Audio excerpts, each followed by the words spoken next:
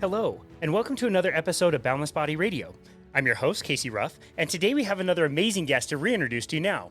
Jen Winkler is a returning guest on our show. Check out her first appearance on episode 299 of Boundless Body Radio. Jen Winkler is a national board-certified health and wellness coach and functional blood chemistry specialist based out of Phoenix, Arizona. Jen is also a trained fertility instructor for natural family planning using the symptothermal method. Through NFT and her coaching, Jen helps women learn the different aspects of their menstrual cycle and how to use their own natural biomarkers in order to determine windows of fertile and infertile times, as well as hormonal imbalances. Jen's goal is to help women and exhausted moms who struggle with blood sugar crashes, insulin resistance, PCOS, PMS, or just need to feel better overall. She does this using a variety of different approaches to eating and tailoring it to each individual woman, their health concerns, and what works for their lifestyle and budget. In her free time, because every mom has so much free time, Jen loves heading to the gym to lift weights, and you will always find the latest health-related book on her desk, as well as a variety of podcasts downloaded onto her phone. You can find Jen Winkler on Instagram at Coach Jen Winkler, or on her website at jenwinkler.me. Jen Winkler, what an absolute honor it is to welcome you back to Boundless Body Radio. Oh, I love being back here. I remember our conversation was so fruitful. It was so fun. And I love interacting. So thanks for having me. I have a blast. It was a very easy conversation to have. You were awesome to chat with. And this is going to be nice because this is the time of year when I'm going through and purposely unfriending temporarily all of my friends from Phoenix. I can't stand this time of year when it's just like around here in Salt Lake, like this morning is a great example. It turned 50 degrees. The sun came out. It was wonderful. Short sleeves and sandals. And now it's like snowing sideways again and really cold, temperature dropping. And Oh my gosh. I'm just so jealous of you guys this time of year. Yeah, this time of year in the morning, I'm outside like getting the sunrise and I have my robe on and it's cold. It is chilly Wow. before sunrise. But then now we were just at the park with my son and it is super warm. I could have a tank top and shorts on. But I think whatever you're getting, we're getting tomorrow because the temperature's dropping down to 59 for a high. That's Which I cold. mean, I think it's cold for here. Yeah. Yeah, especially when there's no sun shining. So yeah, Yeah. but I definitely love living here. I won't lie. I always have to remember it's all so relative. Like when I go down there and visit and it's January and it's like 60 degrees and I'm like you just said, like tank top and shorts and everybody from Phoenix is all like bundled up. Like I have to remember it's all relative. Like if I went to Canada, it would be a temperature swing the other way. So it's all relative. Yeah. No, totally. Well, that's Totally. awesome. It is. Yeah. Well, next week we get And to then make. the summer's just hard. Yeah, Like we pay for it in the I summer. was gonna say we'll get you back. We'll get you back in July when it's 120 where you are. And this Totally will. coming weekend, at the time of this recording, we're gonna make a compromise and basically meet in the middle to be in Las Vegas for the Collaborative Science conference, I believe it's called. Conference. Yeah. What do you think about that? Are you pretty excited? It's the first one ever. I am so stoked. I have been a big fan of Dave Feldman, like at least the past few years. That's when I first heard of him, and all just the cholesterol stuff that pops up in the space where people. I actually just got an email from somebody today who's on statins and is like, the statins aren't helping my cholesterol. Can you help me? And I'm like, hey, perfect timing. Like, I'm going to this conference. I mean, I know a good amount as well, as it is already, but just to hear more and to open that discussion about lean mass hyperresponders and look at the science that him and Dr. Budoff and Nick Norwitz and all the other fantastic speakers that are coming, including just basic citizens like you and me. That's what I love about it, is that he's giving a platform for the unpopular people, I guess, that have science they want to share. So I am super stoked to go to be able to support him and his initiative and everything that they're doing. For sure. So amazing. I mean, if you haven't heard of Dave Feldman, you're probably living under a rock, but like this guy came onto the scene almost a decade ago, maybe 7 or 8 years ago, came to a conference, I believe. Nobody knew who he was, but he basically stood on stage and said, I'm going to take a cholesterol measurement, and in 2 or 3 days when we're closing, my cholesterol measurement is going to be vastly different, and I'm going to explain why. And everybody's like, who is this guy? He said, like, if I'm wrong, like, I'll never come back. You'll never hear from me again, and I'll just leave. And sure enough, now we look back at all the amazing research that's been done and where that's led, and to even think where this is going to go in the next 5, 10, 20 years, it's absolutely wonderful. He's done such amazing work and has no background in this kind of thing. He's an engineer designed or trained to do computer work, and it's just incredible what he's done in the field of cholesterol. What an amazing guy. Yeah, and I think having that engineering background is a really big deal because this day and age, a lot of medical professionals, as we know, they're just trained by the books and trained, which are created by pharma industry, et cetera. So to actually take a step back and look at how and why something happens and the mechanism and the pathway, that really takes an engineering brain where you break something down in order to put it back together. So yeah, his stuff has definitely been invaluable, and I've especially in Dr. Nadir Ali, especially too. I'm really excited for him. So if anybody doesn't know about this, straight off the bat, I'm sure it's like not a paid promotion. COSCI.org, COSCI.org. You can check it out. If your ticket is your donation, whatever you can donate, like as low as $25 up to I don't know what the limit is now, but it's considered a tax write off, I guess, like the donation. So, yeah, I'm super stoked. It's going to be good. It's going to be amazing. And this is not your first conference, right? You've been to other conferences before. Yeah, I've been to, I actually haven't been to a lot because I have a little guy, he's 7. But we went to KetoCon. We wanted to go to KetoCon a while ago, but that's when COVID started and everything was being closed. Because I started my ketogenic journey in 2018. So 2019, I actually went to a medical version of a ketogenic where it was made for doctors and nurses and practitioners. I didn't know that when I showed up. I was like, "Oh, this is interesting," and it was right here in Phoenix, so that's why it was an easy drive over there. Keto Mojo, like all those people were there, and then COVID happened, everything was shut down. Then we went to KetoCon in Austin, 2022, I think. We went to Vegas Keto. I guess I have been to a number. Yeah. Yeah, I went to the Vegas one as well, and then this year I won't be able to go to KetoCon, Dang. which I'm super bummed about because I was invited to be on the panel of the low carb cruise, and they're Ah, at the same time. cool. So I will be on low carb cruise. I'm still excited about that though. Some Dr. Ben Bickman, Dom D'Agostino, his wife, um, Dr. Tro. There's some really good speakers, and then I'll be on panel with them as the health coach. So That's amazing. I'm super excited. My first official like Good for spot, you. I guess you could say. So well deserved. That is amazing. Good for you. That's awesome.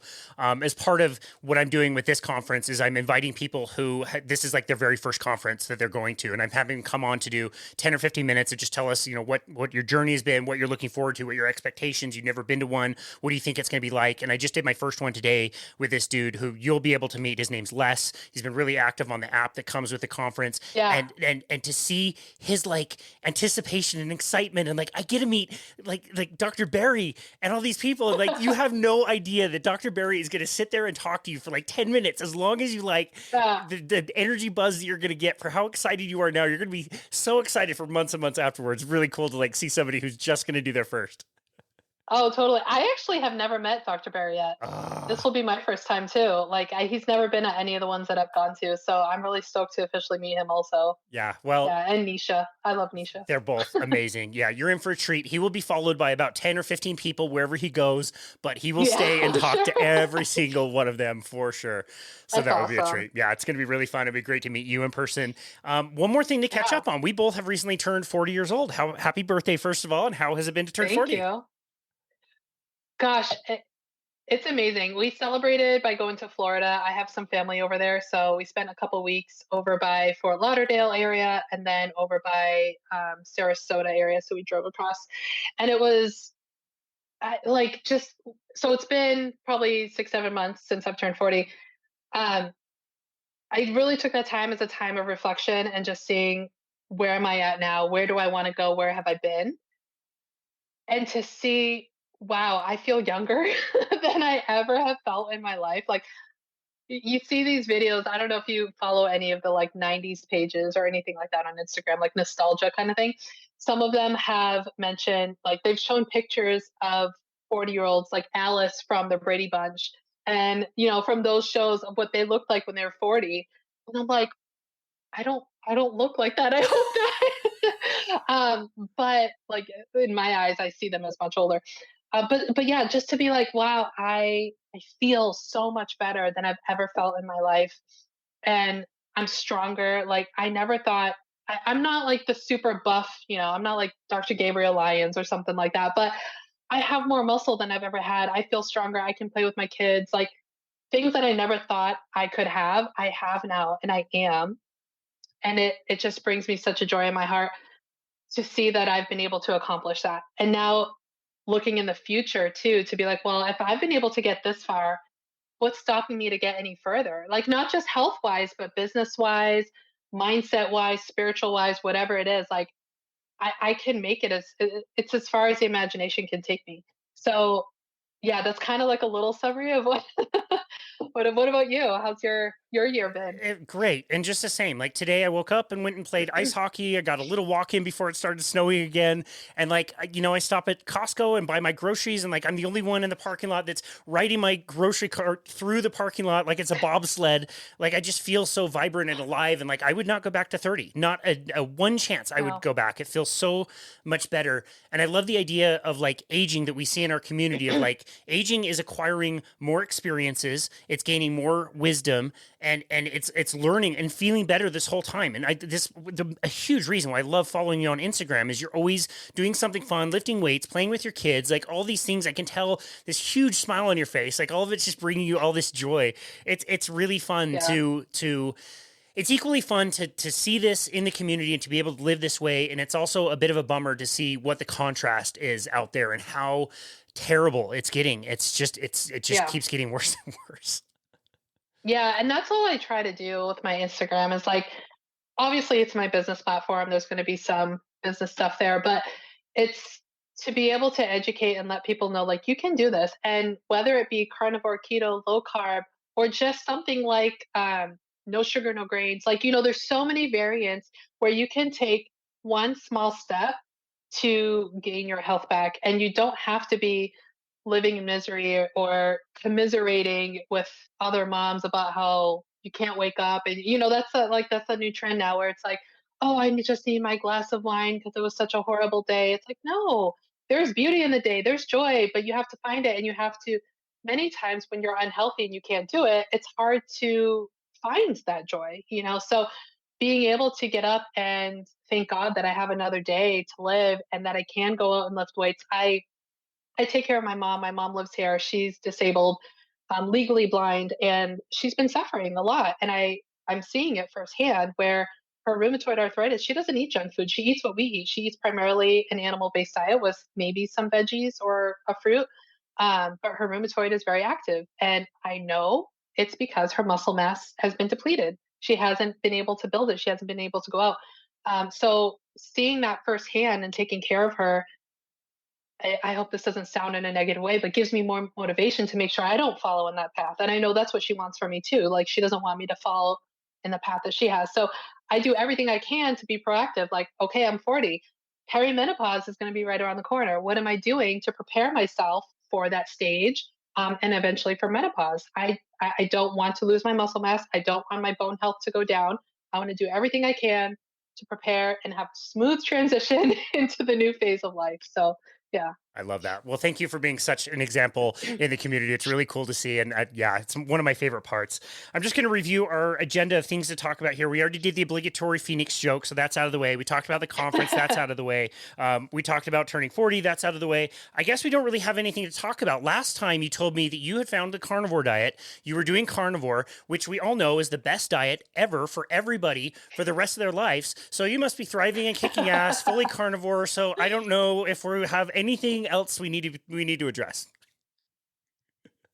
Yeah, that's it. We're done. That's it. It's Yeah. so interesting to be part of the carnivore community. It's a diet that I love. I still practice it. I think it's amazing. I've seen my wife do it and try it for a while and step away from it.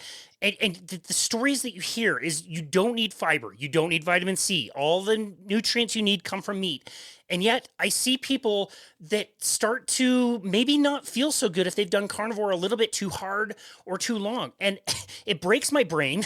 It's hard enough to be in nutrition and just be wrong about everything all the time. I may as well have just been a weatherman or something. Like, it's really difficult to understand how something can be so amazing and so healing for so long, and so many people can also have a shadow side where people need to step away for a little while. So We have Yeah. lots to talk about, and I want to hear your journey. Yeah. Let's go back and remind the audience why you found low carbohydrate and ketogenic and carnivore Mhm. diets to begin with, because your story is super interesting. Basically, the whole reason or ketogenic diet was, kind of really discovered and promoted to begin with. So let's hear a little bit about your story, and then let's get into how that evolved. Yeah, yeah. Thanks. So I'll do like a peapod version, and if they want more detail, they can always go back to that other episode. But basically, for myself, I was diagnosed with epilepsy when I was 12, and was on medication my whole life. And as I grew older, the medications continually switched to a new one because I would have breakthrough seizures. So then they'd say, okay, try a new one, a new one. Eventually, I was on one that really that caused a severe bout of pancreatitis, and I was hospitalized for over a week. So I don't know the effects of that. I don't know if I am still suffering from pancreas issues. Like I don't have severe pancreatitis anymore, but there's always residual things, that could result. But I did eventually get insulin resistance. I was 200 pounds. And that would go back and forth depending on what medication I was on as well. But they never thought to go, well, maybe let's check her diet. They never asked what my diet was like, what my lifestyle was like, what my stress was like. I had a lot of stress. I don't think we talked much about that, but I have some history of some childhood trauma stuff that happened. None of that was ever touched upon or asked. It was just what's the next med. Jump ahead a number of years, got married, ended up getting pregnant, which I was nervous about with epilepsy, but I have a deep faith and trust. Like I felt called to be able to have a child. So we followed that calling. Everything ended up perfect. But through that pregnancy, I gained 80 pounds. So I was 220 pounds by the end of my pregnancy. Doctor, every time I went, was like, it's okay. It's normal. Like, it's fine. It's like, okay. So after giving birth, I was down to, I think, an even 200, like 190 something, 200. And I was really miserable, wasn't sleeping well. I was on the highest dose of medications that I've been on in my life. So I was on Keppra, and I already forgot the second one I was on, but it was the highest dose allowable, actually above the highest dose. And I couldn't sleep, insomnia, panic attacks. I couldn't drive because of the panic attacks, not because seizures, but because I would just freak out and start swerving. So it was really affecting, and I was like, I need to do something. I remember hearing about ketogenic and learning when I was in college, typing natural ways to heal epilepsy, and ketogenic would pop up. This was back in 2003, 2004, somewhere around there. But no one could help me. Neurologist was like, that's for children. So 2018, my son was born 2016. 2018 is when I officially started the journey. We watched The Magic Pill on Netflix. My husband did it to support me as well. And then he saw um, healing with his colitis. So he has ulcerative colitis. And within 5 weeks, it was better and he was fine and off his medications. So I went through that process, ketogenic, did wonderful. Marketing started picking up with it. So there was a lot of keto treats, and I was like, "Ooh, keto, okay." I didn't really have someone guiding me. I was just trying to do it on my own. My neurologist knew when I got was supportive of it. He has done studies. That's how I found him. He's done studies with ketogenic in adults with adults with epilepsy. So he was like, "Yes, you're doing it right." He started weaning me off of some medications. He's like, "This is too much. You don't need this much." Um, and but because of the keto treats that started coming out, sugar addiction, food addiction aspect was coming back to me, and I was gaining more weight. And I couldn't stop the keto treats. They were just so good. Um, so then that's when carnivore was starting to get popularized. I think it was around 2020, somewhere in there. That I was like, okay, let me give this a shot.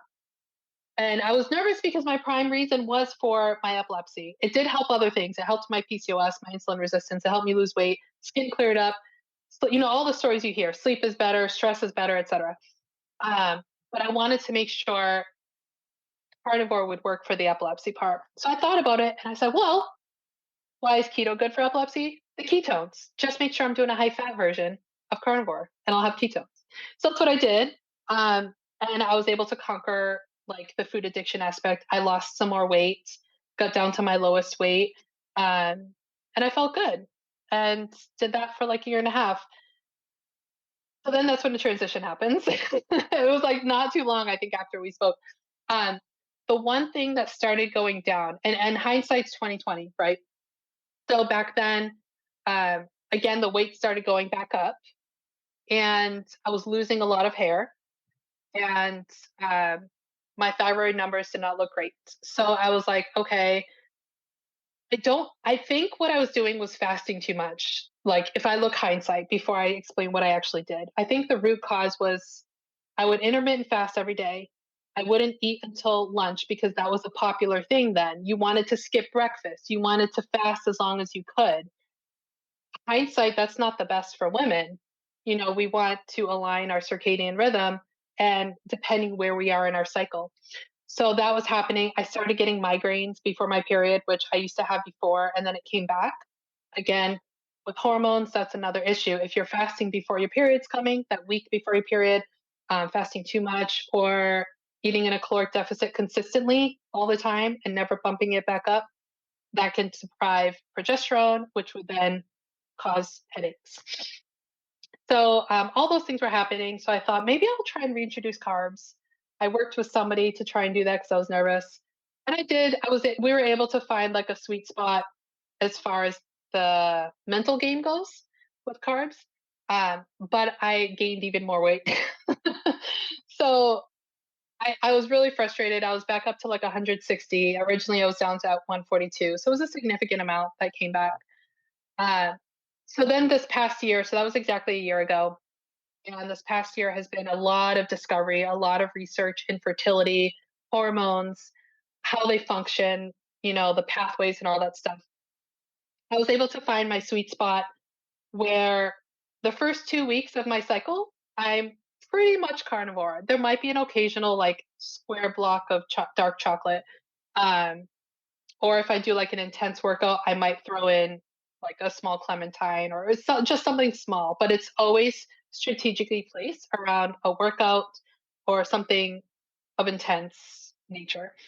Um, and then the second half of my cycle is when I start pulling in some whole food carbs, one ingredient carb, whether it be an orange, an apple, um, sometimes it might be sweet potato or french fries made in the air fryer. Very small, but it's never more than like 40 to 50 grams of carbs. I don't do more than that. And that has been my sweet spot. That is so I don't call myself like I'm keto or I'm carnivore. I just say this is the Jen Winkler diet. Like this is what's working for my hormones and what's making me feel good. And that's what I want to do with my clients is just let's figure out what works for you. Like I've been able to lose the weight. I'm at like a pretty level spot. I could lose a little bit more, but I'm not unhappy where I'm at. I feel good. My energy's back. My hormones are back in balance. The headaches are gone. My hair has grown back. So all the signs of good hormone function have come back with me doing this flexible way. Wow. Okay, I've got questions. This is going to be great. I love Yes. the Jen Winkler diet approach. And I think it was Dr. Peter Bruckner who brought this up at Low Carb San Diego, where he said, what's the best type of study that we can do? And everybody in the audience kind of murmured, like a randomized controlled trial. And he said, no, it's an N of one where you are the N of one. Like that is the most important thing. I can read the research. I can know the studies. I can talk to people. I can do everything and learn. But at the end of the day, I have to do what's best for me. And that's not that there's no study that's ever going to tell me that. I have to experiment and try things and understand that even things that helped me last year, last month, last week might not work for me tomorrow. And I have to be willing to flex around that. So I love that approach. I love how curious you were about that.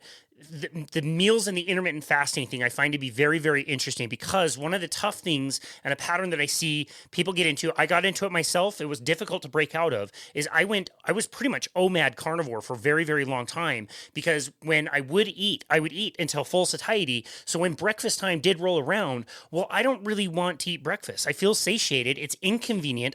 I'm not that hungry. And so then it's very easy to get past the lunch hour, maybe feel like a light bump of hunger and that goes away. And then it's like, great, okay, it's dinner time, great time to eat after I've done everything. That's a tough pattern to break. How were you able to get past that? Yeah, that's a good question. So this is really interesting because I was naturally hungry at breakfast actually. But I was forcing myself past that because of what people were saying was a good fasting protocol. They were saying like anytime you heard about intermittent fasting back then, it was just don't eat breakfast and extend it until 12, 1, or 2 o'clock. And I literally had to force myself. Like, I would skip workouts because I knew if I went and worked out, I felt like I was going to pass out. So, but I could naturally fast and skip dinner. I felt better with that. I was just pushing myself because of the advice and everything that was being pushed in social media and podcasts and books. Um, so then I just started trying to be intuitive and listening to my body. I'm like, okay, I know sometimes our body lies if we're not fully balanced and in homeostasis. Like, it's not really a lie, but it's not the full truth, I guess you could say. Um, but like for me, I felt like I could trust the intuition. I said, okay, I'm going to start eating breakfast and eating lunch and then an early dinner. Like, or sometimes it was like a lunner, I guess you could say. It was lunch and dinner mixed together. And I would fast in the evening. So I started doing that. And I think that was kind of my transition into sometimes just, okay, I'm going to have my dinner at a normal time, like in the 5:30, 6 o'clock realm. I'm still intermittent fasting. I'm still fasting from, depending on where I am in my cycle, like from 6 until 8 o'clock usually. Like this morning, I didn't eat till I think it was 10 o'clock because I went and worked out, and I'm at that part of my cycle that I can do that in a healthy way, and it feels good and can pump and lift heavy, etc. Um, but yeah, I think it's just having that knowledge and understanding of what the hormones are doing, what they need, and aligning to this. Like, there's a lot of circadian rhythm talk, and really focusing on that too. So for me, education is my driver, and that's what motivates me to do change. And that's why I was pushing myself the wrong direction before. So yeah. Interesting. Okay, so these meals that you're eating, let's say it's a day that you're eating those 3 meals a day, are they super large meals? Like, when do you stop eating? Do you kind of follow the cues of like you want to eat until you're very, very satiated? Or is it more like, I'm going to have a more kind of moderate amount and I'm going to get mostly full, but as soon as I'm kind of not interested in food anymore, I'm going to put it away and so that I can be hungry in a few hours later? Yeah, that's a good question. I've checked my leptin, and my leptin levels, my satiety, ghrelin, all that stuff is normal. So I know that I can trust my satiety signal. I have had clients, I'm just saying this as a precursor because I know people will hear something and they'll just follow what other people do. And I've been in those shoes. Um, I have had clients whose leptin was very dysregulated, even though they're carnivore. Like, so they could just keep eating and eating, like way over calorie amount. Calories still matter. Like, we hear a lot, calories don't matter. No, they still matter depending on your energy intake, outtake, etc. Um, but these few clients I'm thinking of, they had to track their food to know how much they're eating. Otherwise, they would have kept going. That being said, that caveat, for myself, I know that my satiety signal is proper. It's normal. It's not dysregulated. So I would eat each meal until satiety. The way that would look like is I will eat my meal. And a lot of times I still felt hungry. Like, if I'm tracking my food, I'll do it every once in a while, not every day. If I'm tracking my food and I see, okay, this is about a third of my calories for the day for breakfast, let's say. Uh, if I still feel hungry, I'm going to wait 10 minutes before I take another bite because it takes that time to register. Your stomach needs to signal to your brain to say, hey, you're full. So I'll wait 10 minutes because there have been times I'm like, oh, I could still eat more. And then I regret it. And 10 minutes later, I'm, oh, I'm too stuffed. So that's the way I usually do it. And then I try to go more calories morning and lunch and keep my dinner lighter. I just sleep better that way. So that's kind of my thing. Front load the calories in the morning. Dinner's kind of light. That's very well explained. I really appreciate that. When you were talking about the morning fast, it sounded like you were more kind of like powering through breakfast. I actually just got done speaking with a fasting expert, Marisa Moon, and we were talking about like creamy coffee. She was great. It was really a fun. She has a new book coming out. Yeah. Not so fast, which is all about how to fast in a way that's like not too much. And yeah, we got into the discussion a little bit about coffee. There's some fasting experts that say black coffee only or none. Marisa's a little bit more on the side of like, you can have creamy coffee. I still do the coffee every morning with the MCT and the butter. And so I know what it feels like to have that kind of like suppression of hunger for a little while. I definitely feel that as one of the benefits, and it does allow me to do a fast. I also notice the mental benefit, and I appreciate that. Were you doing any coffee or coffee with fat in the morning that helped you with the hunger suppression? Yes, there were times I would do that. I don't do caffeine at all. I haven't done caffeine since college because it just sends me off the rails. Like I get so jittery. But I was doing decaf for a while, and I would put MCT, a little bit of butter, and a splash of cream, probably equating to like 200 something to 300 calories usually in there.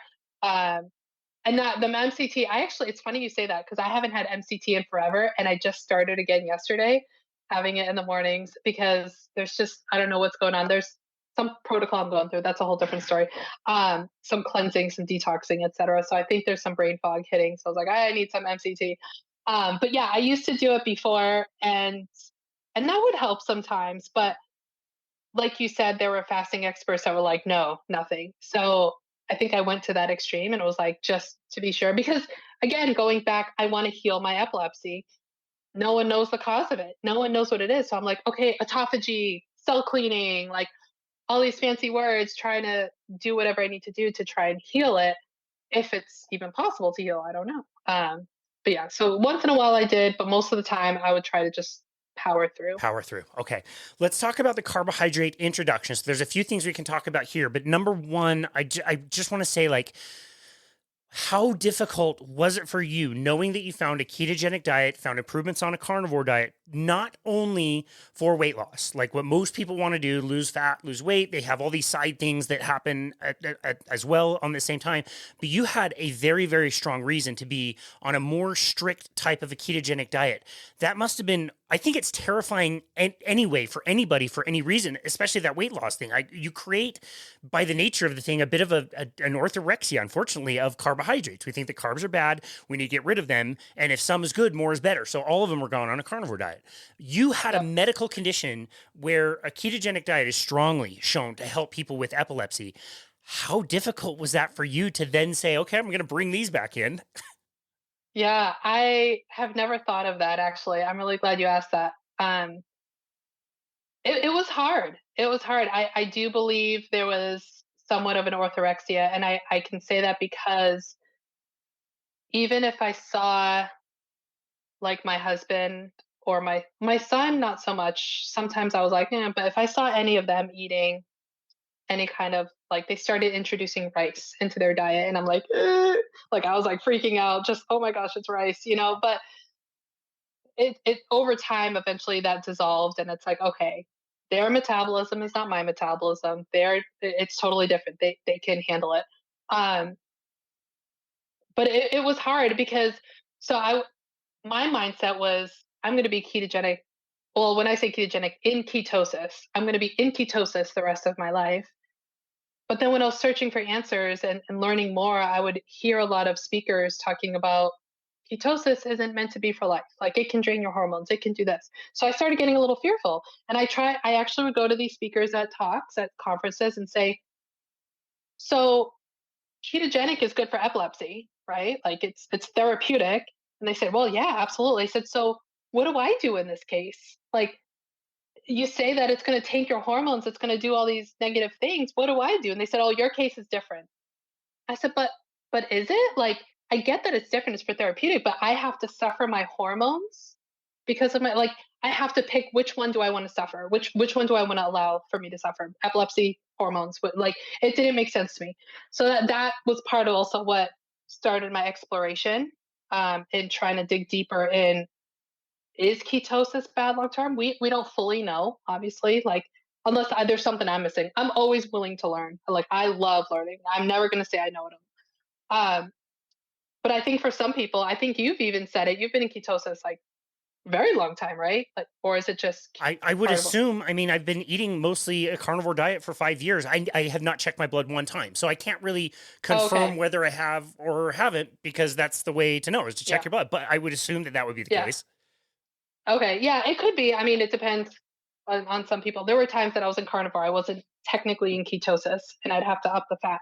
Um, but that's all like technicalities of things. You know, how do you fully measure if you're fat burning? That's yeah, that's a whole different rabbit hole. So yeah, so to get back to your question, there was some fear in it, and I think that's one of the things the coach kind of helped me with was you know helping me walk through find the foods that won't trigger me to want more or which foods do I not feel great on? Like which carbs I should say do I not feel great on? Like certain fruits, like I tried a banana and I was like, no, those days were not good. Sweet potatoes, I have to be very careful with. Like that will trigger me to want tons more. I can eat sweet potato fries till I'm blue in the face. Like it would be so that one I'm very, very cautious with. I have to be very mindful if I do have that. So I have found the vegetables that I'll eat that don't trigger like me wanting to go down the spiral of other ones.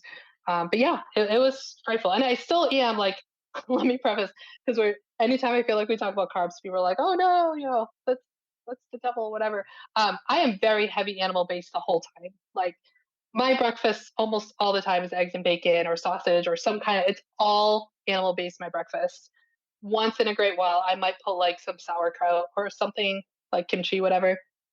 Um, but the evening is where I might have like a little bit of veggie. So it's really not that much. And I do carbs from dairy also. I'll buy raw milk, I'll buy raw cheese, like stuff like that. So when and I should have said this earlier when I said my sweet spot. That is part of the sweet spot I have found too, is sourcing the carbs from the dairy, from real dairy, not pasteurized, and very small amounts of vegetable. I do better with fruits like apples and oranges. So Okay. yeah. That answered my next question is how do we know which things to bring in? And just like you said, like try something. I'm assuming you tried one thing at a time. You probably didn't try the fries and the apple and a rice cake or whatever, all Yes. the same thing. You need to kind of try those at different times. So I think that's really Yes. smart. Your hunch, let's just say you decided to add in the carbohydrates and even at a small amount, you started to have the symptoms of epilepsy come back again. Would you then say, okay, if somebody really has such a low tolerance for carbohydrates, they have to have like next to nothing or none, would you say the next best thing to do would be you have to have an incredible amount of fat to make sure your hormones are going to be okay? I think so. Yes. Okay. Yeah, absolutely.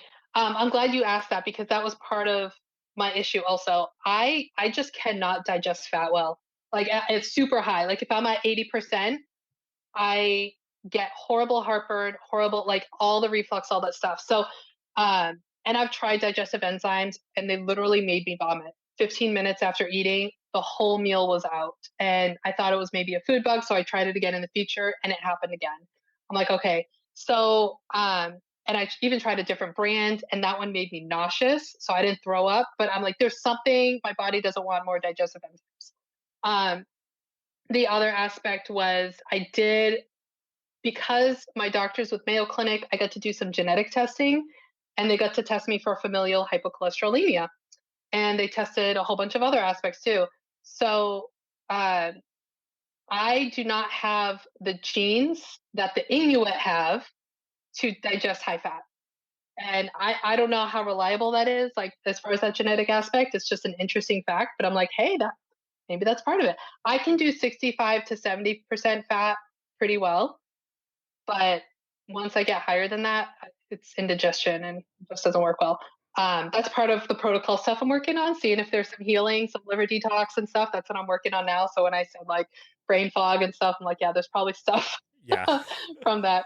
Um, but yeah, I would encourage some other people if they can tolerate the high fat, totally I, could I work. It's yeah. I would say the same thing, but practically speaking, with the people I work with, to tell them to eat 170 grams of protein and try to match it with fat. Practically speaking, I don't see many people who can pull that off. I think it's very, very difficult. And even the meats that we have that have a certain percentage of fat, you're losing some of the fat. You can never tell if this much fat is in something or not. There's rendering going on. I mean, there's right. so many factors like your digestion issues that like, yeah, I think we should recommend that. But practically speaking, I mean, I don't know if I could pull that off and I eat a lot of fat. So it's tough. Yeah. It is. It's hard. And I think that's like, again, hindsight. That's why some doctors are like, ketogenic's very hard to do. And that's why we don't prescribe it. I don't think that's a valid reason.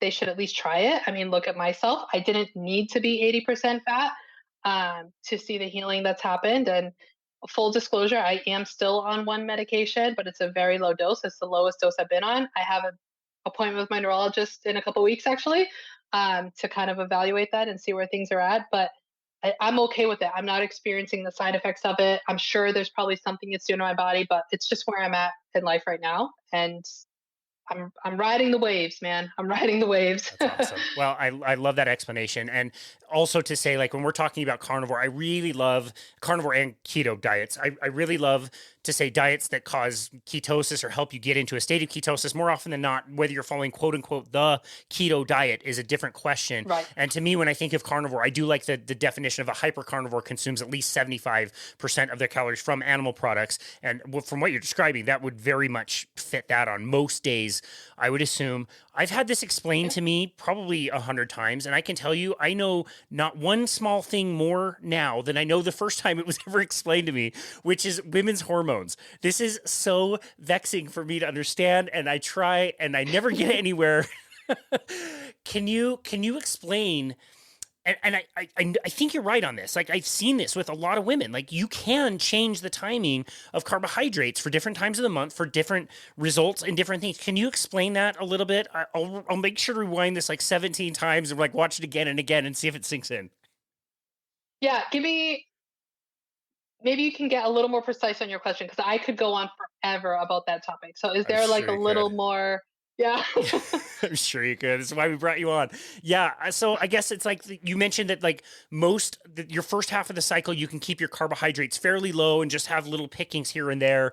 But then in the second half, it's better to cycle more in. And again, the amounts you're citing are very, very low of carbohydrates and Yeah, they're still low. whole ingredient, like one ingredient things, you know what I mean? Like whole food, whatever. Mhm. So I guess that kind of a pattern. Why is it then in part of your cycle you can and should have more? You might see more benefit from more carbohydrates, where others you can Okay. get away with less. Yeah, yeah, okay. I'll do my best to keep it short. So, um, little explanation. Day 1 for women's cycle is always the first day of bright red bleeding. So the first day they're bleeding, that's their day 1. That begins their follicular phase. Follicular because after the bleeding's done and estrogen begins to rise, estrogen then signals FSH, LH, all those hormones. FSH is follicle stimulating hormone. So it's stimulating the follicles in the ovary to prepare to release an egg. And then signals are sent for luteinizing hormone. So the women's hormones are doing this like right before ovulation, right? So period week, I always tell women like follow what you're feeling in the sense of as long as it's a positive feeling. Like don't force yourself to fast. Some people say, "Oh, that's the best time to do 36-hour, 48-hour fast." For some women, not necessarily. If women are bleeding very heavy, they can become anemic and they do need that iron repletion during that time. So they may not benefit the best. So really trust. Now, if it's telling you to go, to Dairy Queen and eat some ice cream, that's a little different. But like as far as fasting or feasting, follow the intuition in that time. And I always tell women protein, protein, protein. That's the big thing. So because bleeding is happening during that time, iron is very important. So we want to prioritize protein and beef during that time. As the bleeding ends and estrogen slowly begins to rise, I said FSH, LH are signaled as well. The body's preparing for possible pregnancy, right? Possible new life. So during that time, we want to not try to make PRs in the gym or fast too much, but you can extend it a little longer. You can go like 18 to 24-hour times during there. Um, if the fertile window has officially opened up, and this is what I help women understand, you know your fertile window is opening because you start seeing one of your biomarkers, that's cervical mucus. Uh, and that's how you know your estrogen starting to rise. Estrogen causes mucus in the cervical crypts. So between the period and that time, that's a good time to do the longer ones if you do like longer fasts. Personally, I'm not a big fan of doing more than 24 hours, and I can get into that afterwards if you'd like. But that would be the opportune small window. Estrogen starts rising, ovulation's preparing. There's too many hormonal fluctuations. Don't go too long. 16 hours, perfectly good. You're going to get lots of benefits from 16 hours. I like that. Um, Ovulation happens. That's like the grand performance. Egg is released. Egg is only uh, around for 24 hours and then it's gone. So I don't know if women know that or not. Like you can get pregnant for that 24 hours. It can get open up a longer window too. Other nuanced. So once ovulation happens, somewhere in that window of right before ovulation, within like 2 to 3 hours after, is when the highest time of testosterone for women. So that's the gym part is where I say go break your PRs during that time. Use that testosterone, build your muscle, all that stuff. You can also fast a little longer during that small window after ovulation for the next like 4 to 5 days, and that one can go longer, 24-hour kind of thing. But the big one I always tell women is that week before your period, the 7 days before. So after ovulation, progesterone is making a bell curve. It's going up, and progesterone, it's progestate, so the hormone to sustain life in the womb, is going up. And now there's a small little bump of estrogen as well. So the progesterone is rising up slowly. If you put too much stress on the body, it will cause depletion of progesterone. And ketosis is a stressor. It's a good stressor for most, but there are some people like myself who have residual stress from the past that I just haven't worked through yet, or maybe stress in life right now. My son does have autism. I take care of my mom. I run my own business. There's a lot of stressors. So I have to pick and choose which of these stressors can I rid of and which can I keep. If someone didn't have a stress in the world and they lived in a beautiful countryside, raising their cows and whatever else, I would wonder if they would actually need to be kicked out of ketosis during that week before their period. Perhaps not. However, that's a minority, if even that. Most of us have other stressors. So, a woman kicking herself out of ketosis during that week um, takes one less stress off the body and allows that progesterone to rise and fall in a gentle curve, bell curve manner. So that's kind of how I do it, and the science that I've learned behind it of why that flexing back and forth during those time periods um, works the best. There's so part of it is understanding the science enough to like really grasp it, and another important piece is communicating it. And you just communicated that as well as I've ever heard it communicated. That makes a lot of sense. You did an amazing job, and just to Thank appreciate you. that you understand it, not only like understanding the depth of the science, but also to explain it to a dummy like me. That was hands down the best explanation I've ever gotten. Thank you very, Thanks, very much. Casey. You know, it was wonderful. Yeah. We both know Jonathan Shane, and we had him on our show, and he talked about how carbohydrates can be a really good suppressor of cortisol. Is that kind of along those same lines? Mhm. Yes, yes, because cortisol often, I mean, cortisol is, again, one of those that's always demonized. We still need cortisol to live. However, high cortisol is not what we want. We want the Goldilocks level. So, cortisol is being released in a high amount when we are stressed. So, for some people, if they've been in ketosis too long, I'm not sure exactly the pathway, but that is, what it helps to bring down the stress in that aspect of the cortisol. Yes, so carbs can help bring the cortisol down a little bit. And what's hard with some of my clients, I get a lot of people who have been carnivore, and I try like, can you do this? And they get so scared. Um, Either scared, or if they've had like history of binging or unhealthy relationship with foods, which I can totally understand. And it's not necessarily my focus, my niche per se, people who have that unhealthy addiction. I know a number of coaches. I could say, hey, go to these people. They will help you with that food addiction aspect and working through it.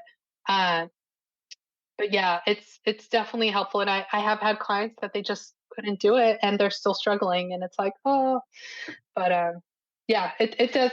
I'm kind of going in circles. No, this Going is back, great. yes, it can help with cortisol. Perfect. This is fantastic. And I love how you explained the stresses. And we tend to kind of put things in different buckets of like, I've got physical stress with my workouts and maybe my sleep isn't optimal. I've got mental stress because I'm juggling a million things. I've got emotional stress from trauma in the past. And all these different things are like, we categorize them when really the way it's handled in the body is like it's one bucket. And if you've got all of these things all of the time, that's not going to go very well. Something has got to give if you're trying to burn the candle on both ends Yeah. and all of these things all at once. Yep, and now add in cold plunging to that one too. Ah, Like yeah. that's another one. The EMFs, the 5G towers. there's, so some things we just can't control unless we move to another country or into the, whatever it is. The EMFs are around us. Like we can control a little bit in our house. We can shut off the Wi-Fi. Myself, I can't because I have my mom that lives here and she uses it at night. So it's like there, you got to pick your battles. But there's those things. Cold plunging. I tried that. I was excited to try it, and it did the complete opposite for me. Like I'm working on my resting heart rate. That's my big thing. For some reason, it's elevated and my HRV is low. That's my project that I'm trying to figure out. But when I started cold plunging, my resting heart rate typically was like 76-ish on my Fitbit. It went up to 84, Wow. and it was stayed there for weeks. And I was like, yeah, my body doesn't want cold plunging right now. So I stopped all cold plunging, including like I was just doing my face in the morning.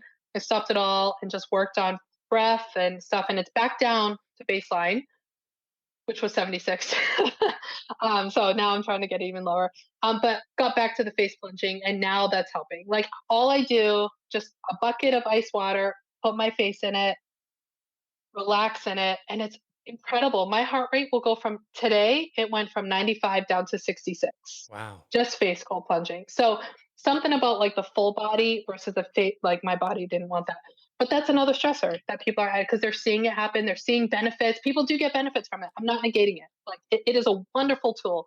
Just make sure it's for you if you do it. Like just be careful. That's what I tell people. I love that. I've been pondering that a lot recently of like all these amazing hacks for health, and we're incorporating all of them because they're all so beneficial. And it's like, when are we starting to tip the scale with some of these things being all too much fasting, too much restriction? All of these things Yeah. can add up. So I really appreciate that. And you did mention the food addiction thing. And I have, again, this is just my own experience, but like when I have fruit that has fallen from a tree in my neighborhood in the summertime, I will, eat it and it will be fine, but I'll get really, really hungry. And then I'll want things that are not necessarily fruit. Does that just mean that carbohydrate is probably not the best for somebody to take in if they're having it and they're noticing that that is triggering cravings, emotional issues, that kind of thing, Yeah. that food is probably not good for them? Yeah, I would that's what I would do with most of them. Like I know some other coaches who work with food addiction and they can't do the fruits because that's exactly what happens. What you said, they'll have the fruit and then they want the candy bar and then it just keeps going downhill. Um, and then there's people like myself where it's the sweet potato. Like this coach I was talking with, for her, she can have the sweet potato and be fine. And the fruits trigger her. And for me, it's the opposite. So it's really getting to know what are your trigger foods. You have to be, I think, in a good mindset. Like I said, I'm not a food addiction coach, but what I do know is you have to be in a good mindset when you're trying the food. So make sure if I try this orange, I have to make sure there's no other way that I can go downhill. Like, do I have any other foods that I might binge on? I don't want to do that. So get your mindset in a good place. Have accountability around that you can talk to. Like if you do have a coach, maybe like, hey, I'm gonna try the orange today. Okay, I'll touch base with you tomorrow and make sure like how things are going. Like so being in touch with your coach. That's another reason a coach is really helpful for that stuff. Um, but yeah, I would say that now if it got to the point of someone like eating green beans and being triggered, I tend to wonder because those kind of vegetables, like you need to put fat on it. I use them as a like vehicle for fat in a sense. It's vegetables on their own just normally don't taste good. So if like green beans was triggering them or broccoli or something, I would tend to wonder what else is there because I don't think that's really one that would trigger other stuff. Yeah, well explained. And then as a woman is aging and getting into perimenopause and menopause, the way I understand it is the woman is now shifting from a 28-day cycle to a 24-hour cycle. This might be the better time if somebody has weight to lose, if they want to address some of the other things like insulin resistance. Mhm. Would this be a better time that they could maybe fast a little bit longer, eat more consistently throughout? Like is that a time when you could use some of those tools a little bit more when the woman is not cycling anymore? I love this question. I love it. Okay. Yes. So the woman is no longer on their typical 28 to 30. I always say like 22 to 38 date can be a normal cycle. Anything less, anything more, there's problems. So their normal cycle during perimenopause starts going longer, shorter, back and forth. They're getting all the symptoms, etc. Or they might not get the symptoms if they're eating healthy. Sometimes that might not happen. But then menopause, like you said, 24-hour circle kind of, or cycle, sorry. So it depends. Everything's always nuanced. If, let's say, this lady, whoever she is, she's in menopause, um, I would evaluate her past. How much stress has she had? Are there symptoms of cortisol dysregulation? And not just high cortisol, but flatline cortisol. I honestly, when I've run some Dutch panels on people, I've come across flatline more than high. So that means they've been stressed way too long that their adrenals aren't even outputting the cortisol anymore. They're just down. Um, so I would want to make sure that the client's cortisol is okay, that their adrenals are functioning properly, and then they can go into those longer, faster in that time. So because they don't have to work with the ups and downs of their hormones are just straight across now. And the reason I say that is because when a woman is cycling, the hormones are coming from her ovaries. When a woman stops cycling, her ovaries aren't working anymore, but she still needs estrogen, progesterone, testosterone. Her adrenals output the hormones she needs. And it's not as much as a cycling woman, but it's enough that should be able to like protect the bones and keep calm and less anxiety and sleep well. However, most women, that's not what happens because of the stress in their life and everything that's happened. So, yeah, I would evaluate all those things with that client first before letting them say, "Yeah, you can do a 36-hour fast and you can do whatever." On top of that, um, I would have the menopausal woman, what I say is just go with the moon cycle because the moon cycle is on a typical 28-day cycle and just go on and off in that way. Like maybe when it's a new moon, you might do some longer fasts. And then when it gets to half, you kind of treat that like the luteal phase, like the time before your period. So that way they're not constantly building up that stress again. And they're having that cyclical aspect still. Yeah. Well, I really appreciate all of that. I don't think I approach this as well as you do in the sense of like the last time that I posted a picture of steak and eggs that had like a sliver of avocado that made it onto the picture and I put it on social media and all the carnivores were sending me messages like, oh, it's not carnivore. Like, thanks. I knew that, but thank you. Like, it's such a bummer. And so I tend to like, I don't have many things that aren't carnivore, but sometimes I do. And if I post it, I Yeah. know I'm going to get crap from carnivores, which sucks. And whatever. So I don't always show that. And you have been open and authentic. You've rebranded. You've done different things because you've learned different ways. Why is it so important for you to be authentic? I think that's what people want. I think that's what people need actually is someone to be real and show what really happens.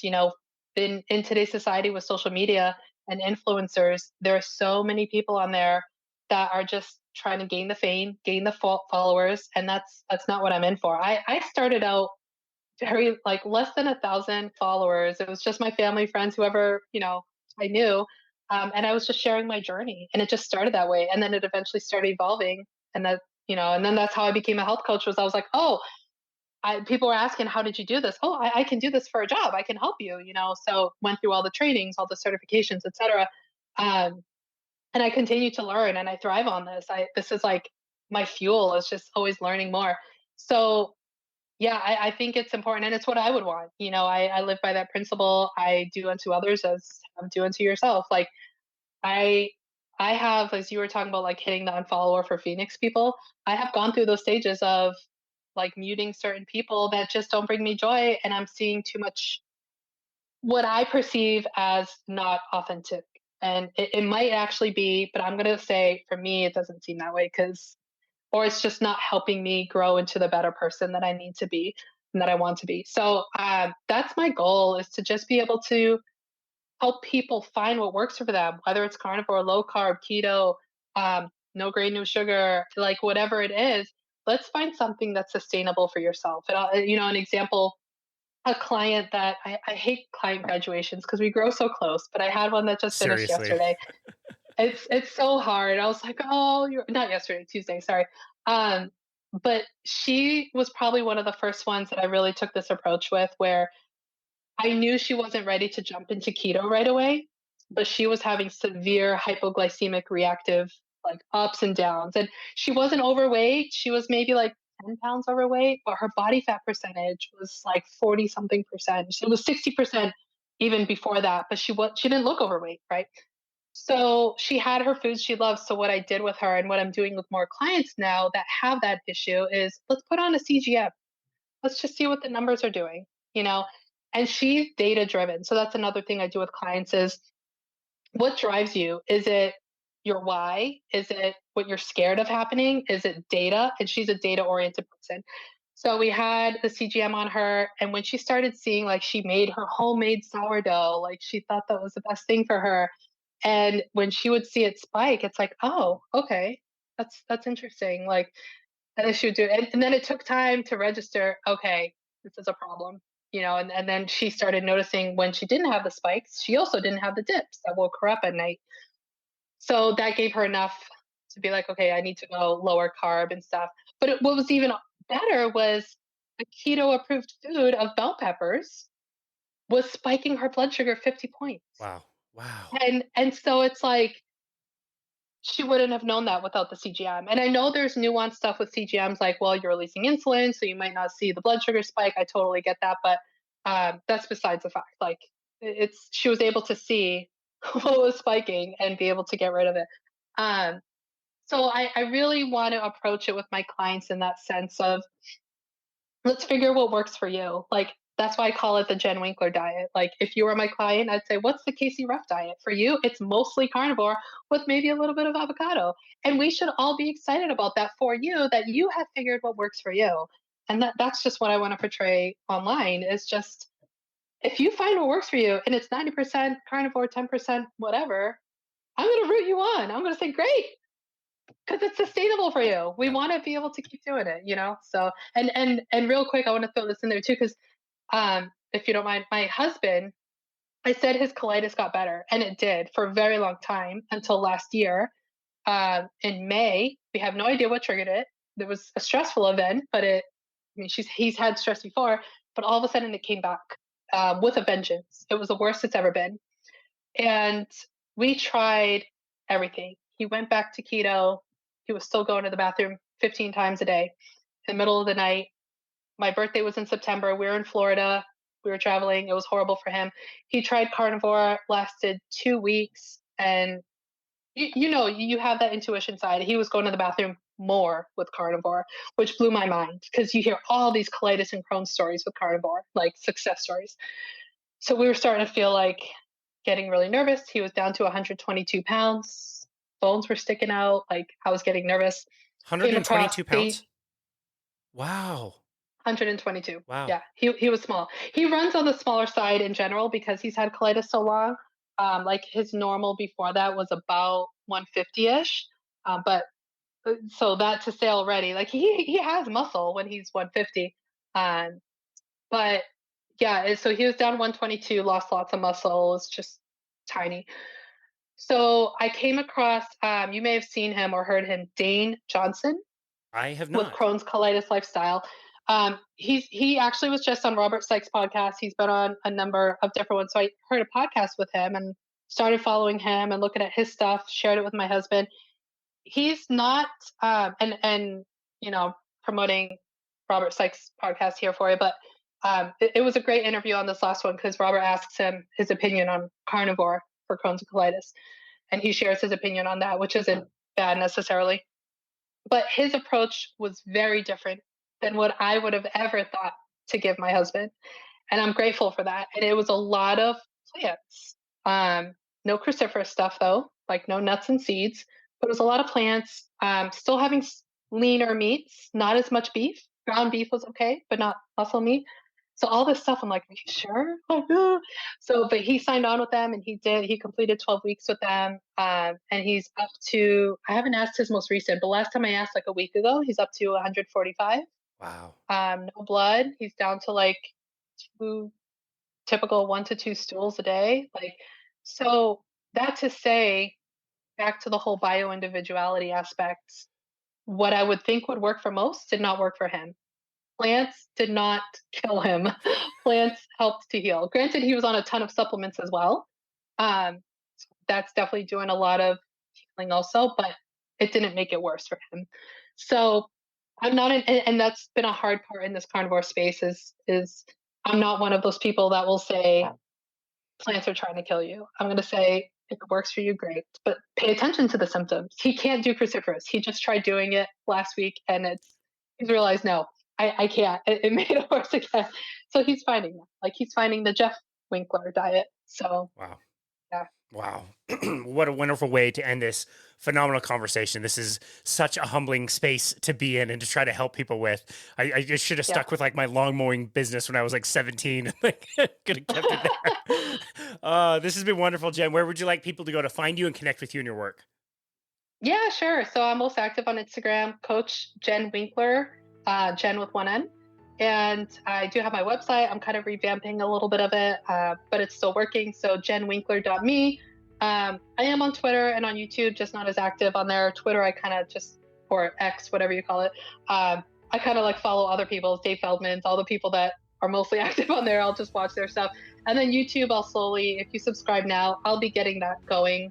My goal is by June or July to Nice. get that going. Nice. So. Oh, that's awesome. We will link to all of that, Jen. This has been an absolute joy to chat with you again. I really love the episode we did before, and this one was just awesome as well. It's cool to know that by the time this one drops, you and I will have met in person in Las Vegas. So much looking forward to that. And just, yeah, thank you so very much for everything that you bring to the table as far as helping people understand nutrition, being very authentic and really individualizing things for people, and being humble enough to understand that we don't know everything all the time. So thank you so very much for everything that you do, and thank you for being on our show today. We really appreciate you.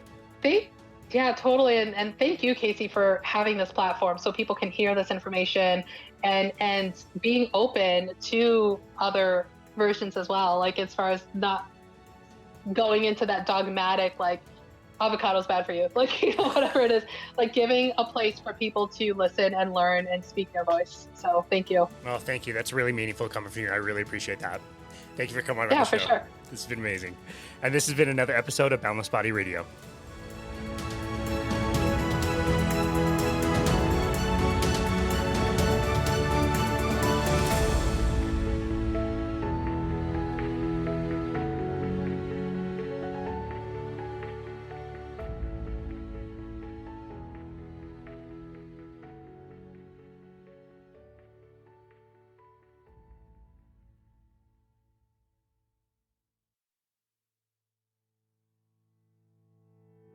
Thank you so very much for continuing to listen to Boundless Body Radio. As 2023 has come to a close and we're starting another new year in 2024, I always try to reflect on not only the direction that we want to go in the future, but also how much we have grown in this last year. Our podcast has now generated well over 400,000 downloads from all over the world, and it's all thanks to fantastic listeners like yourself. I hope you are as excited for the new year as we are around here. The lineup of guests that we have coming up is absolutely staggering, and we're always striving to bring you the best content from the most amazing people in health, nutrition, and wellness. Remember that you can always head on over to our website to book a complimentary 30-minute session with us at myboundlessbody.com. On our homepage, there is a Book Now button where you can select a time to speak with us about your health and fitness plan, especially for the new year. We've absolutely loved chatting with so many of you out there to bounce ideas off each other and try to come up with plans to help you achieve specific goals. And seriously, I really do mean this. Even if it's just to say hello and introduce yourself, we absolutely love connecting with our listeners in the community. Be sure to check out our YouTube channel as well if you want to watch these full interviews and also shorter interviews on more specific topics that are taken from these interviews. We've gotten really great feedback over there, and it's also a really fun way to interact with people who comment. We read and reply to every single YouTube comment we get, so be sure to subscribe to our channel and leave as many comments as you like to keep the conversation going. And of course, if you haven't already, please leave us a 5-star rating and review on Apple Podcasts. It really is the best way to make sure that the podcast gets out to more listeners. Your 5-star ratings and reviews are the best way to support us here at Boundless Body, and to support the podcast at Boundless Body Radio really only takes a moment, and it's very meaningful to us. Cheers to 2024, and thank you again for listening to Boundless Body Radio.